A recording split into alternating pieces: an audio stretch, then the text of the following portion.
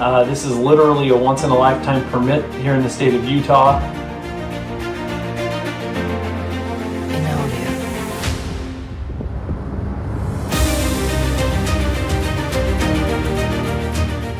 I never really thought the day would come when I'd get a permit. It had been poached.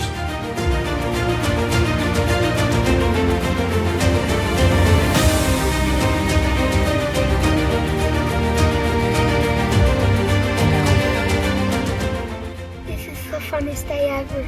I'm just a magical spark. No, he's not. Drilled him. He's gone.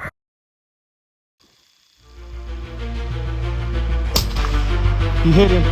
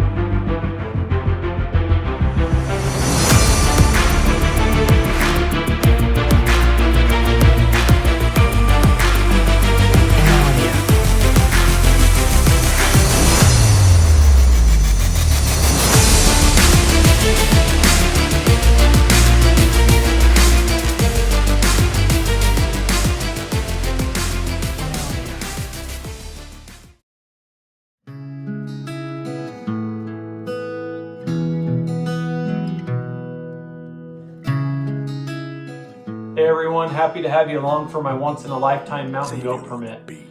This is literally a once-in-a-lifetime permit here in the state of Utah that I drew with maximum points at 24 points. I've been applying for 24 years for this permit. Mountain goats seemed like something that was just unreachable, a permit that you'd just never get because it's a really hard permit to draw.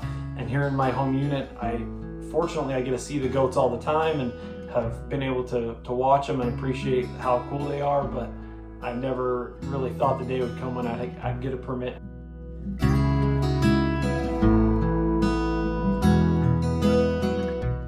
Interestingly, last year I drew the limited entry bull elk archery permit, which I was also at the maximum for that as well when I drew that. So I'm not the kind of guy that you want to take to Vegas with you. I don't get lucky and draw permits early.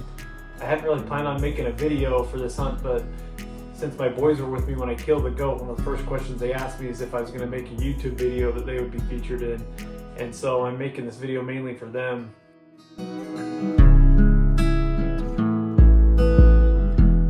Fortunately, the elk video that I did make was a huge success. As of this point, 75,000 views of that video. And I'll put a link on the screen here for you that you can watch that video if you haven't seen it yet.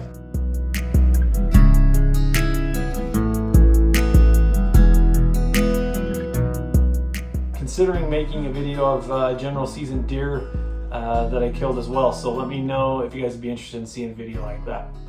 Also, in order for me to keep doing these videos, it's really important that I get some subscribers and some likes on my videos to help. So if you guys will subscribe and like the videos, that'd be awesome. And hope you enjoy this video, guys.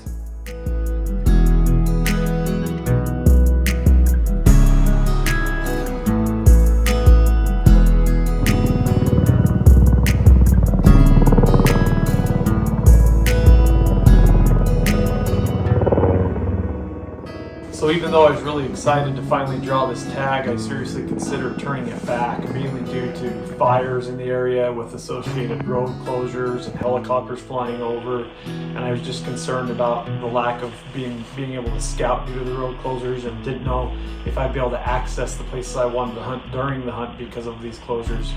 The other thing was that there were fires in Idaho that were blowing smoke down south, and there was decreased visibility as a result of those fires as well.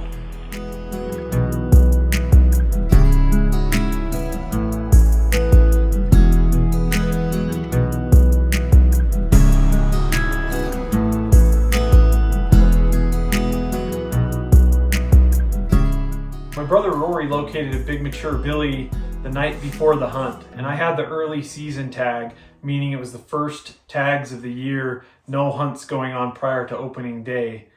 And the next morning, as we were walking in the dark to find that billy, eventually when it was getting light enough, we noticed out in front of us where that billy had been, a carcass. And it looked like it had been there for about 12 hours.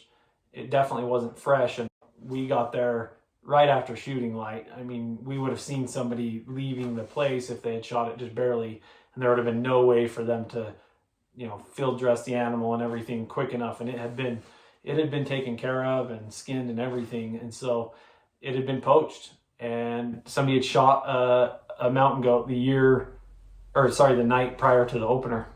Looks like it's definitely from last night. Yeah, I'd say yesterday. So I'm not really the type that would normally get like super fired up and angry about things like that, but it's kind of a punch in the nuts when you put in for a tag for 24 years, you go scouting, you find the one you want, and then someone poaches a goat the night before the opener. And I don't know whether this was someone who held a tag and thought they could sneak one in and get a big goat just prior to the hunt opening, or if it was somebody just completely poaching one. But I obviously contacted the Division of Wildlife immediately, and they came and did a really good, thorough investigation. And as far as I know, that investigation is still pending at this time. I didn't see it. Okay.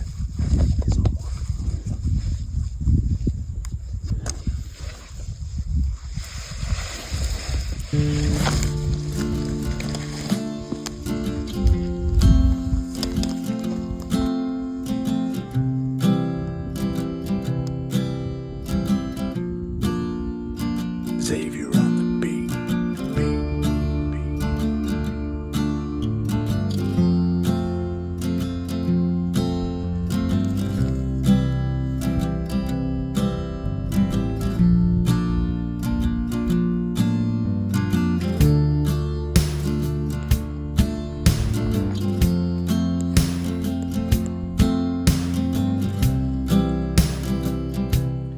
So after dealing with the poached goat, we kept hunting and we got on a solid billy, but decided to pass it.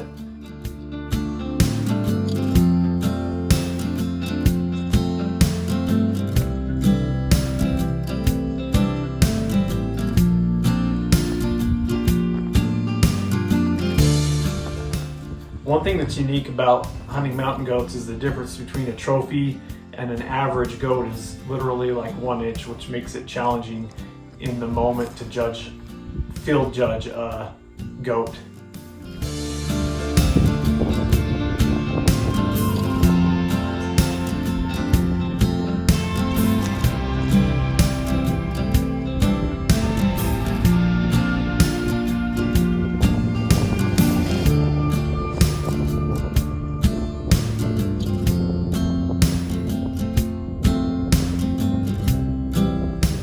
Soon after, we got onto a second similar billy that we passed as well, just not quite what we were looking for.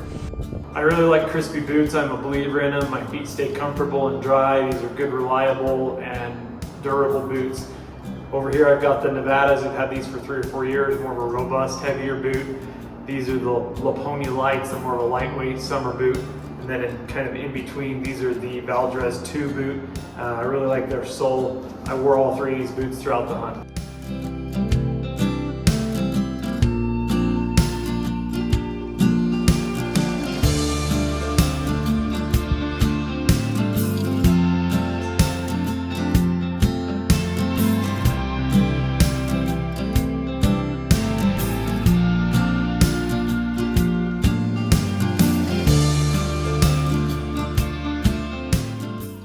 characteristic billy behavior that I learned in my research is digging.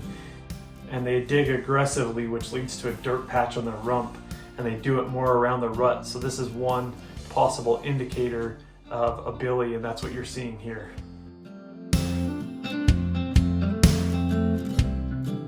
So these are both Alpine tripods, both great tripods.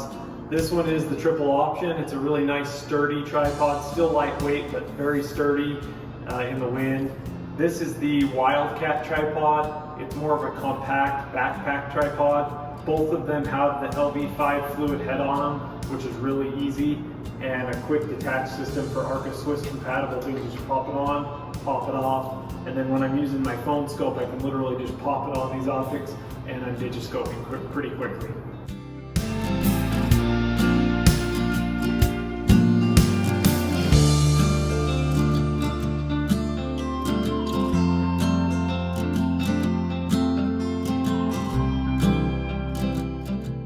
So in Utah, it's legal to kill either a billy or a nanny with the tag, but I really wanted to kill a billy. Like really wanted to make sure it was a billy. It was really important to me. And I knew I'd probably have to let goats walk in order to confirm the sex of a goat, but I was willing to, and I did. There were several times that I could have shot some, and I just couldn't tell, and so I waited. And I studied a lot. I reviewed a lot of YouTube videos on it. I watched and rewatched the Rocky Mountain Goat Alliance video. It's narrated by Steve Ranella, and it was super helpful. That's a really good video. And the state of Utah actually has a really good education on it as well.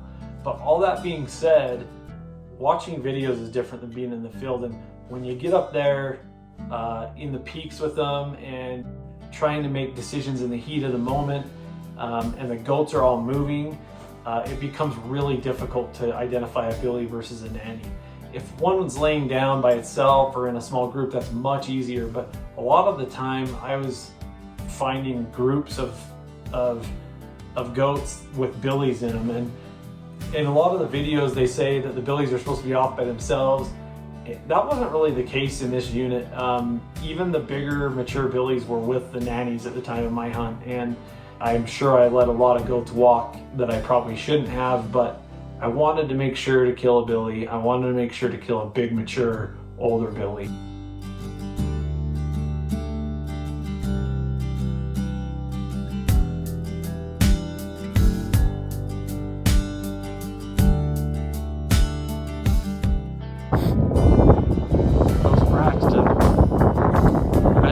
On the right.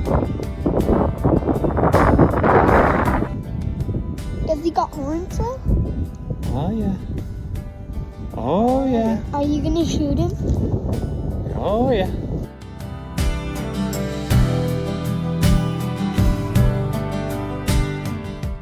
So on day 3, I was lucky enough to have help from my brother Rory. My son Braxton was able to be there. My dad, Roger, was there, and then my good buddy Houston came with us as well.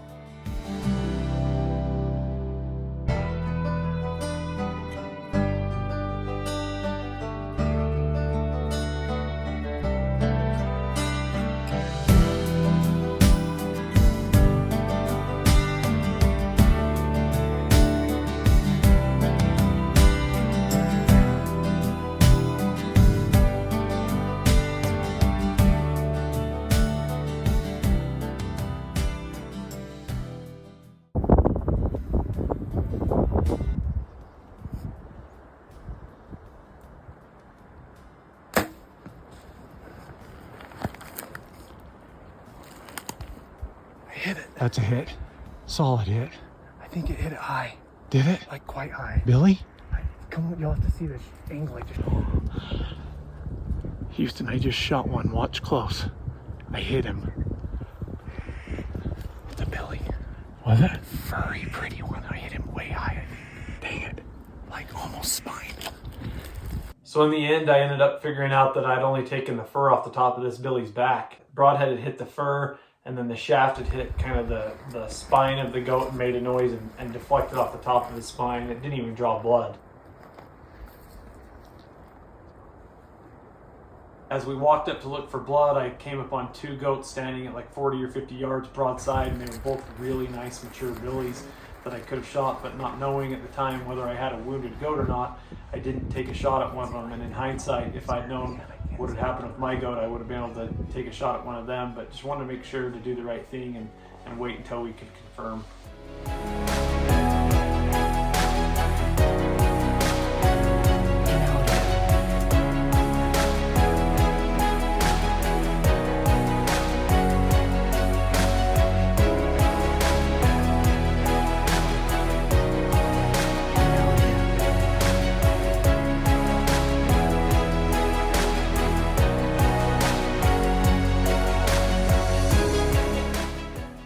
These are the ancient Highland stocking moccasins.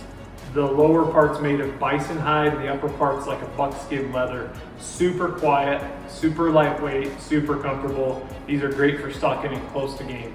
So we ended up catching back up with the main group of goats later that day and pursued them, but when we got closer, the wind was just howling and it just wasn't ethical to take a shot with a bow in that kind of wind, so we just had to back off.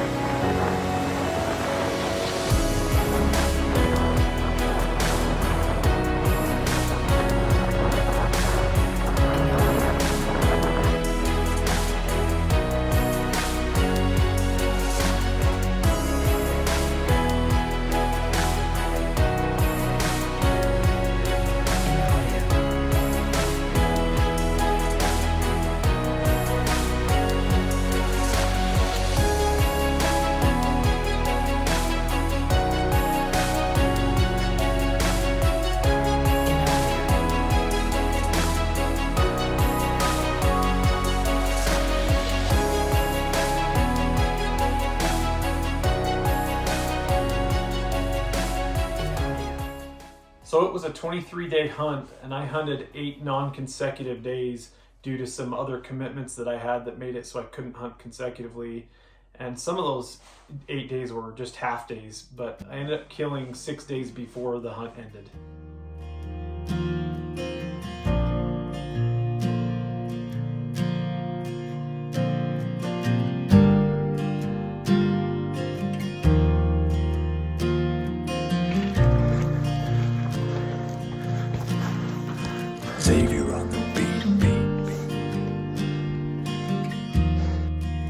Really tried videoing the shot and even set up my spotting scope and phone scope on the tripod, but trying to keep track of the correct goat out of a group of goats, make sure it was a billy, confirm it was the right billy, the biggest billy, while keeping the tripod and the spotter going and preparing for my shot, confirming the correct yardage, and then obviously making the shot ended up being too much, and I ended up shooting him off camera.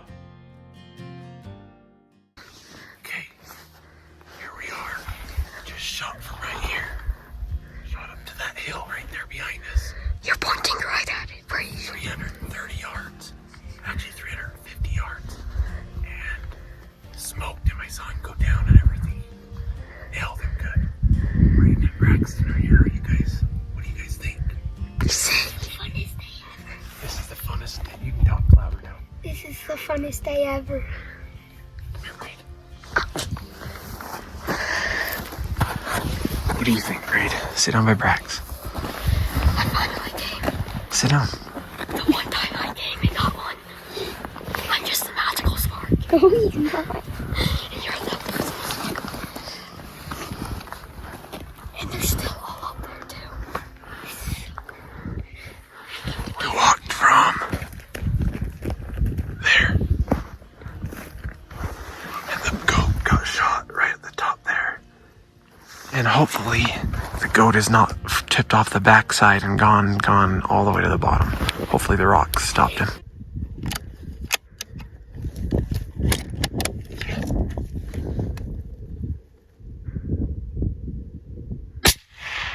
Drilled him. He's gone. Dead.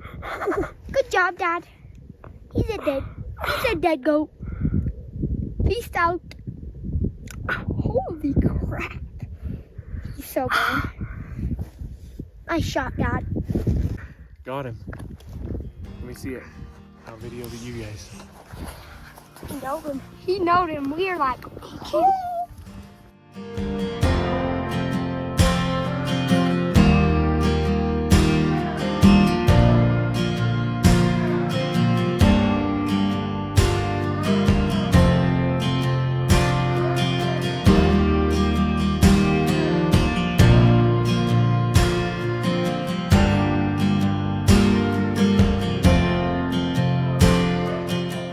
Okay, here's the moment of truth. Yes, sir, it's a Billy. Yes, sir. Not bad, probably 9-inch goat. Is that good? I thought this was a string. It kind of is. Yep, about 9 inches. Is that good? Yeah. That's good.